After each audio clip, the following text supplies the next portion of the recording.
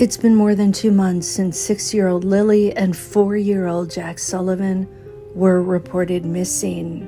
Their mother, Malehya Brooks-Murray, dialed 911 at 10:01 a.m. on Friday, May 2nd, 2025. That is one of the only times related to this case that we can be sure of. 3 adults were living on the remote property in Lansdowne Station, Nova Scotia, when the siblings vanished. Malehya, her then partner, Daniel Martell, and Daniel Martell's mother, Janie Mackenzie. Janie recently gave an interview to the CBC in which she stated she heard Jack and Lilly outside the trailer sometime around 8:48 a.m. Janie is the only person other than Malehya and Daniel who is saying that the kids were alive and on the property on the morning of Friday, May 2nd. Without Janie's narrative, there's little else to indicate that Lilly and Jack were alive and well on that Friday. The only thing we know is that the kids were alive when they were observed in public around 2 p.m. on Thursday, May 1st, in New Glasgow. They were with Malehya and Daniel and Meadow. Since the children went missing, a lot of red flags have gone up, making Malehya, Daniel, and Janie's stories seem like the stuff of fiction. Number 1, the biggest red flag are the changing details that Daniel Martell has shared. He's changed things so much that no one believes anything he says now. He's like the little boy who cried wolf. We know the truth is something that is fixed. It doesn't change. It doesn't deviate, especially when it's about a parent trying to find a missing child. And unfortunately, Daniel's and Janie's and Malehya's timelines and stories do not mesh. Is it possible that something bad happened to Lilly and Jack on Thursday evening after the family supposedly was doing laundry up until the 10 p.m. hour? 2, there are stories and some photos of Jack and Lilly allegedly having bruises and black eyes. And now Daniel Martell has suddenly said that Lilly gave herself a black eye somehow while playing with a Tonka truck on the Wednesday before she went missing at her maternal great-grandmother's house. That would be Patty's house. And we know that the paternal grandmother, Belinda Gray, has stated that she was shown at least one photo of Jack with a black eye. So it sounds like Lilly and Jack may have been called in sick to school on Thursday, May 1st and Friday, May 2nd because of Lily's alleged black eye, and maybe not because of a sore throat. So it would be good if the great-grandmother, Patty, could come out and confirm or deny this story. We also know that somebody at the kids' school filled out a report with Child Protective Services. All of these things together raise a huge red flag, and they seem to scream that there may have been abuse going down inside that trailer against these 2 precious children. And could that explain their disappearance? Did Malehya and or Daniel go off on the kids and unalive them somehow? It's a possibility, but of course nobody's been charged. But would someone unalive 2 children in this manner? I questioned that, but then I thought about Orson and Orrin. Remember them? I was thinking it would be unlikely that 2 children would be unalived, but then I thought of those guys. I shouldn't call them guys. They were little vulnerable children who didn't deserve what they got. To me, I was thinking it would be more likely that 2 children would end up deceased because of some type of accident.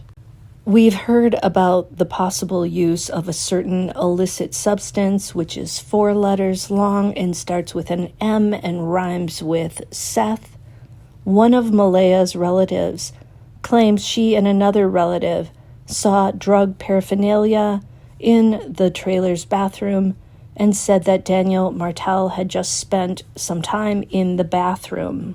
To me, it seems plausible that Lilly and Jack, whose parents were sleeping in late on Friday morning, might have gotten into this stuff. We certainly can't rule out an accidental type of situation with that stuff that was inside the home, allegedly. Of course, it's also possible that the person or persons took some of that substance we talked about, and it turned that person or persons into somebody more aggressive than usual, perhaps made them paranoid, maybe gave them delusions or hallucinations. If you're out of your mind on something, you can start to believe that somebody else is out to get you. Using something like this drug will definitely impair a person's judgment. So, did an adult, or more than one adult, indulge in this crap, and did it render them violent, paranoid, or at the very least, impaired? This, to me, is a very real possibility. Number 4, Daniel's mother, Janie, told a story about using a shovel on the property the night before the kids vanished. At first, the story went that Janie was filling in a pothole. Later, Janie told CBC News that she was using the shovel to push gravel down an incline to create level ground for a kid's swimming pool.